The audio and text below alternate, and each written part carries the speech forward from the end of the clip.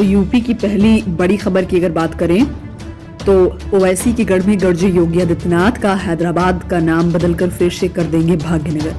असदुद्दीन ओवैसी के गढ़ में हो रहे नगर निगम चुनाव में भाजपा का झंडा फहराने के उद्देश्य से उत्तर प्रदेश के मुख्यमंत्री योगी आदित्यनाथ जमकर गरजे।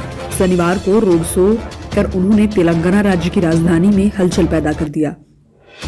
इस मौके पर उन्होंने हैदराबाद का नाम बदलकर फिर से भाग्यनगर करने की बात भी जोरदार तरीके से उठाई।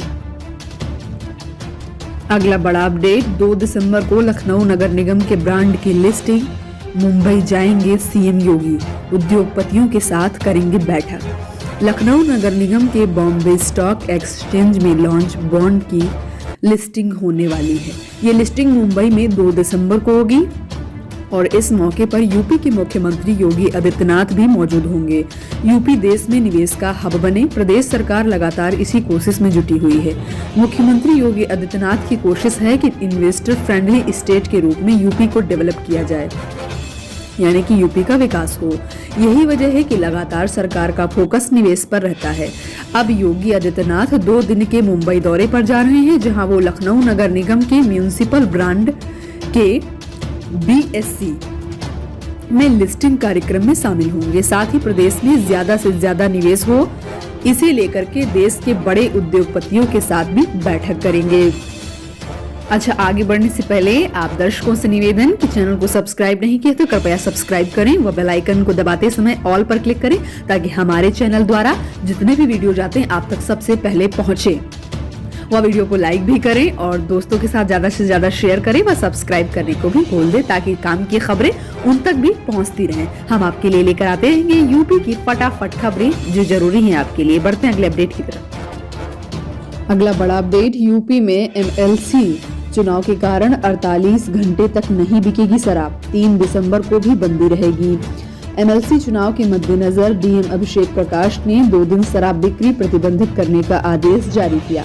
29 नवंबर की शाम 5 बजे से 1 दिसंबर को मतदान होने तक सभी शराब की दुकानें बंद रहेंगी। इसके अलावा काउंटिंग के 3 दिसंबर को भी बंदी रहेगी। इस प्रकार से बढ़ते हैं अगले अपडेट की तरफ। महामारी अधिनियम 31 मार्च 2021 तक रहेगा लागू, नई अधिसूचना भी जारी। प्रदेश में महामारी अधिनियम अब 31 मार्च 2021 तक प्रभावी रहेगा। पहले लागू अधिनियम की मियाद 30 नवंबर को समाप्त हो रही थी। अपर मुख्य सचिव स्वास्थ्य अमित मोहन ने बताया कि बढ़ते हुए संक्रमण और मरीजों को देखते हुए प्रदेश में केंद्रीय महामारी अधिनियम 1997 और उत्तर प्रदेश महामारी अधिनियम के प्रावधानों को 31 मार्च 2021 तक के लिए बढ़ा दिया गया है। इसकी अधिसूचना जारी कर दी गई है। अपर मुख्य सचिव ने शनिवार को बताया कि 25,343 नए एक्टिव केस सामने आए हैं। इनमें से 12,293 होम आइसोलेशन में हैं।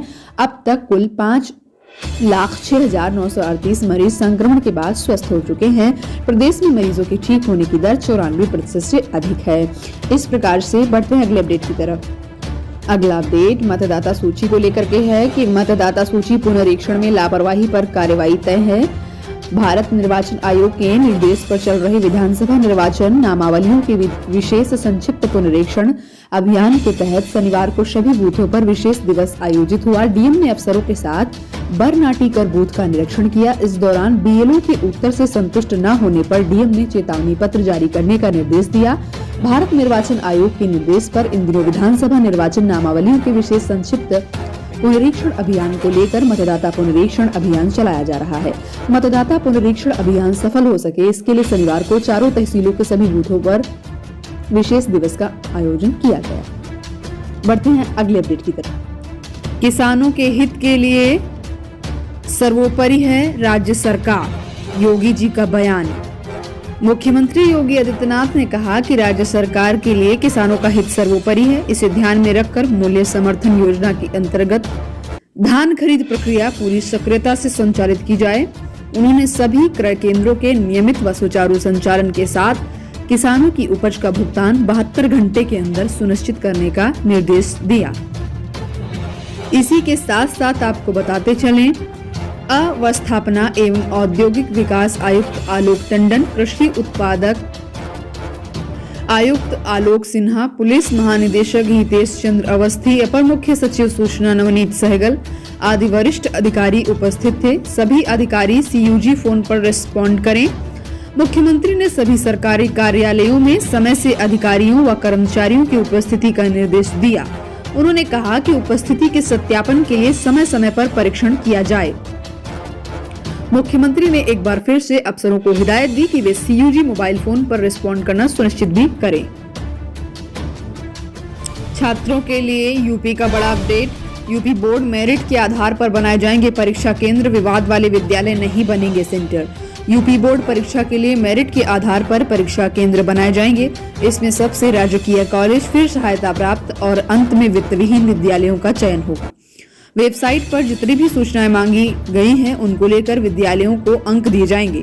ज्यादा अंक वाले विद्यालय मेरिट में सबसे ऊपर होंगे। केंद्र बनाने की प्रक्रिया में सूचनाएं देने में आनाकानी करने या वेबसाइट पर गलत सूचना वेबसाइट अपलोड करने वाले प्रधानाचार्यों पर सख्त कार्रवाई की जाएगी। वेबसाइट पर सभी स्कूल सही सूचनाएं अपलोड करें, इसकी जिम्मेदारी जिला विद्यालय निरीक्षक पर होगी।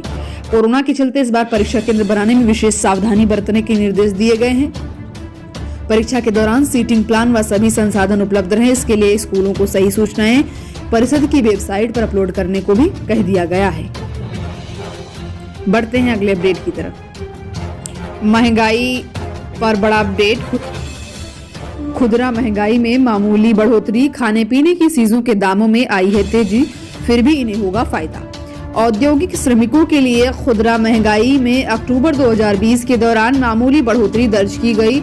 इसके साथ ही औद्योगिक खुदरा महंगाई 5.91% पर पहुंच गई, जो सितंबर 2020 में 3.62% पर थी। इससे खाने पीने की कुछ चीजों के दामों में उछाल आ गया है। इसी के साथ साथ अगला अपडेट, साथ ही साथ आपको बता दें कि 30 नवंबर से भारत करेगा एससीओ समिट की मेजबानी। 6 देशों के प्रधानमंत्री लेंगे भाग।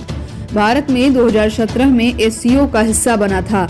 यह बैठक हर 4 साल आयोजित की जाती है और इसमें संगठन के व्यापार और आर्थिक एजेंडे पर जोर दिया जाता है।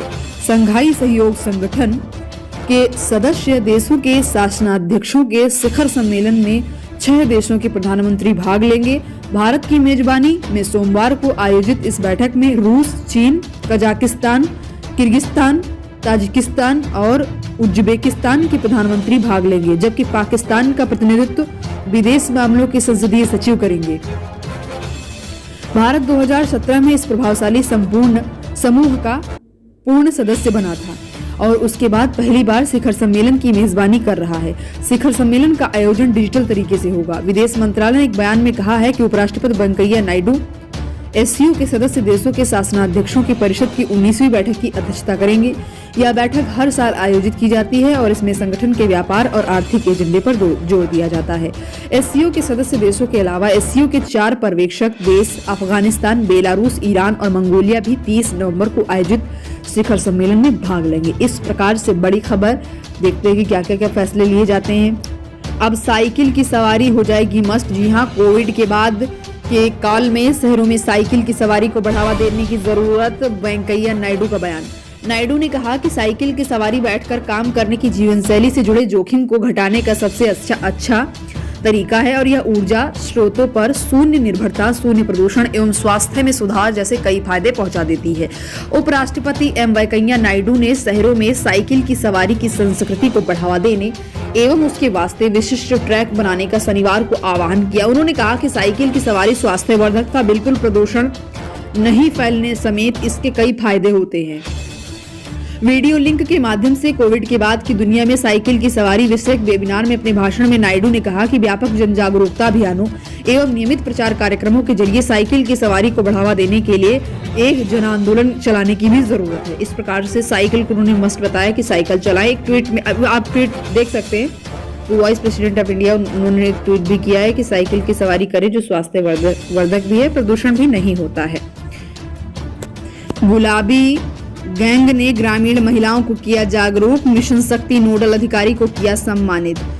महोबा से खबर उत्तर प्रदेश के महोबा से कि उत्तर प्रदेश सरकार के मिशन शक्ति कार्यक्रम को सफल बनाने के उद्देश्य से बुलंदखंड की गुलाबी गैंग कमांडर फरीदा बेगम ने कैंप लगाकर सैकड़ों महिलाओं को जागरूक किया। इस दौरान मिशन शक्ति की नोडल अधिकारी रचना राजपूत के कार्यों की सराहना करते हुए महिला संगठन गुलाबी गैंग ने प्रशस्ति पत्र प्रतीक चिन्ह देकर उन्हें सम्मानित भी किया। अगला अपडेट यूपी को लेकर की है। कुपोषण के अभियान में सरकार ने किया बदलाव, अब लाभार्थियों को पोषाहार की जगह मिलेगा ड्राई फ्रूट भी। कानपुर देहात से खबर, कोरोना काल में लोग आर्थिक रूप से परेशान हो चुके हैं, इसलिए इस संकट काल में महिलाओं की आय बढ़ाने के साथ ही उन्हें आत्मनिर्भर बनाने के लिए प्रदेश सरकार ने एक नया कदम उठाया, जिसके अंतर्गत कानपुर देहात में कुपोषण से जंग जीतने के लिए पोषाहार वितरण में बदलाव किया गया है। अब आंगनवाड़ी केंद्रों पर गर्भवती महिलाओं व ननिहालों के लिए पोषाहार की जगह ड्राई फ्रूट वितरण किया जाएगा, जो लाभार्थियों के लिए अत्यंत फायदेमंद होगा। इस ड्राई फ्रूट में गेहूं, चावल, दाल, दूध एवं घी वितरित किया जाएगा। इसे राष्ट्रीय ग्रामीण आजीविका मिशन से जुड़े स्वयं सहायता समूह की महिलाएं राशन की दुकान से सूखा राशन सामान उठाकर आंगनबाड़ी केंद्रों पर पहुंचाएंगी, जिससे उनकी आय बढ़ने के साथ ही आत्मनिर्भर बनने में सफलता मिल जाएगी। और इस सूखे राशन को कोरोना आपदा के चलते आंगनबाड़ी कार्यकर्तियां डोर टू डोर लाभार्थियों तक भी पहुंचाने का काम करेंगी। इस प्रकार से आशा करते हैं सेलेक्टिवली आपको यूपी की 25 बड़ी खबरें पता चल गई होंगी। इसी प्रकार से लेटेस्ट व काम की खबरें फटाफट पाने के लिए चैनल को सब्सक्राइब करके बेल आइकन पर क्लिक करके ऑल पर क्लिक करें। Thanks for watching, keep liking, keep supporting. जय हिंद, जय भारत।